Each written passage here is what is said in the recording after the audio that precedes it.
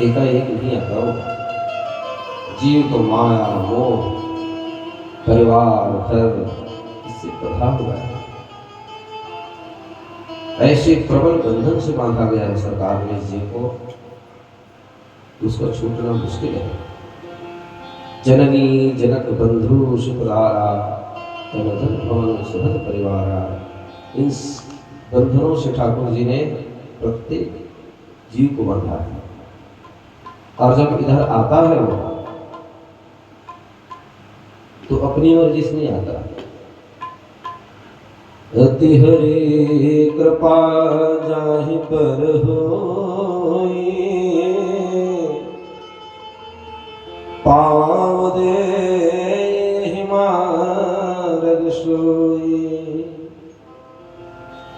आवत ही सर अति कठिनाई। यहाँ पहुंचना बहुत कठिन काम है।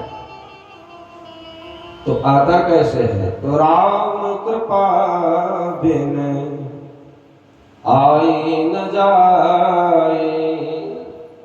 यहाँ आने में परेशानियां इसलिए है कि नदी उतर के भयंकर धारा, रास्ते में परिवार रूपी नदी की अनेक प्रकार की धाराएं भंवर घूम रही। भंवर तो जानते हो, भंवरी देखे होंगे आप सब, और उसमें से पार होकर के यहाँ ना, ये तो कृष्ण कृपा राम कृपा के माध्यम से ही यहाँ पहुँचते हैं। तो आप सभी परम सौभाग्यशाली हो जो निरंतर षष्ठम दिवस तक जुगल सरकार के चरणों में प्रेम बनाए रखे। मेरा व्यास में यही चाहता है कि ये प्रेम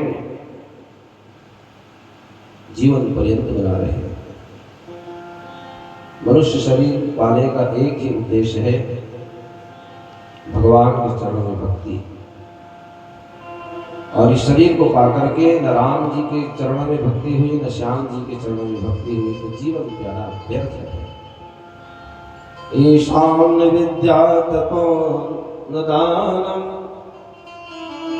ज्ञानम न शीलम न गुणो न धर्मः, ते मृत्युलोके भुवि भारभूता,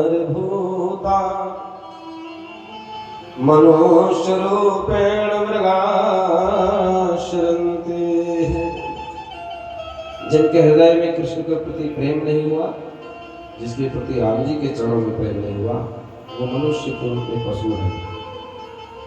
ते नर पशु बिन पूछ दिखाना, बिना पूछ के पशु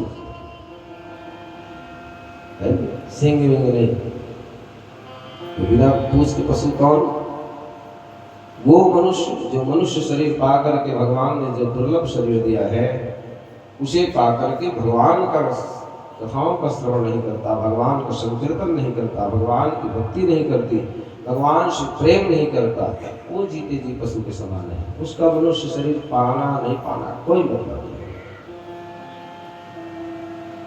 इसीलिए शरीर को दिया है और किसी चीज के लिए नहीं। भोग विलास तो तुम कुत्ते बिल्ली योनि में भी कर सकते हो, खाना पीना तो पशु योनि में भी मिलेगा, निद्रा तो पशु योनि में भी मिलेगी, खेत गांव शहर पशु योनि में पक्षी योनि में भी मिलेगा।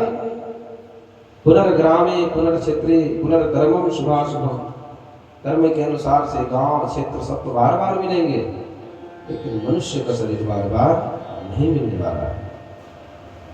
इसलिए आइए जो समय है उस समय का सदुपयोग करने का प्रयास करें। भगवान सुखदेव जी राजा परीक्षित को गंगा के किनारे इस मुक्तिदायिनी कथाओं को श्रवण करा रहे हैं। अनेक साधु महात्मा उपस्थित हैं, ब्रह्मचारी गृहस्थी संत पहुंचे हुए योगी और विशाल संख्या है। पहले गाड़ी बैठने के साधन थी, सब गाड़ी बैल बाल फान क्या है तो अब क्योंकि आज अंतिम दिवस है, देखना चाहते हैं महाराज परीक्षित की क्या स्थिति होगी। चलिए गंगा किनारे हम भी चले, मन को लेकर, शरीर यहीं रहने दो, वहां चलते हैं मन को लेकर। मन का ही तो खेल है, शरीर को कहीं भी बैठाए रहो, मन गोविंद में रहो, सबको मुक्ति मिलेगी। याद रखना, बकरी चराने वाले भी मुक्ति के भागी होते हैं, बस उसका मन भगवान की ओर हो। कहीं चरा रहा होगा, मन भगवान की ओर हो। यदि ध्वनि के माध्यम से उसके कान में भगवत कथा जा रही है और श्रवण कर रहा है, वो चराने के लिए बकरी चला रहा है, लेकिन मन भगवान की कथा में है, तो मुक्ति उसको वहीं से मिलेगी। ये है भगवान नाम कथा का प्रभाव। खेत में धान काटने वाले को भी मुक्ति मिलेगी, जब उस काटते काटते उसका मन मोहन से लगा रहेगा। मुक्ति तो मिलना ही मिलना है। शरीर कहीं भी रहे, मन सरकार से मिलना चाहिए। मन एवं मनुष्याणाम कारणम बंध मोक्षो, बंधन और मोक्ष का कारण केवल मन है और कुछ नहीं।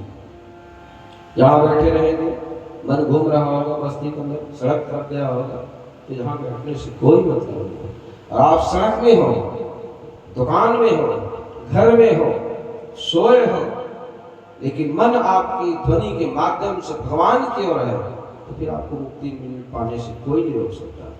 ये कृष्ण कथा, राम कथा का प्रताप है, प्रभाव है, जो महापुरुषों ने हमें प्रदान किया है। बोलो वृंदावन बिहारी लाल की जय।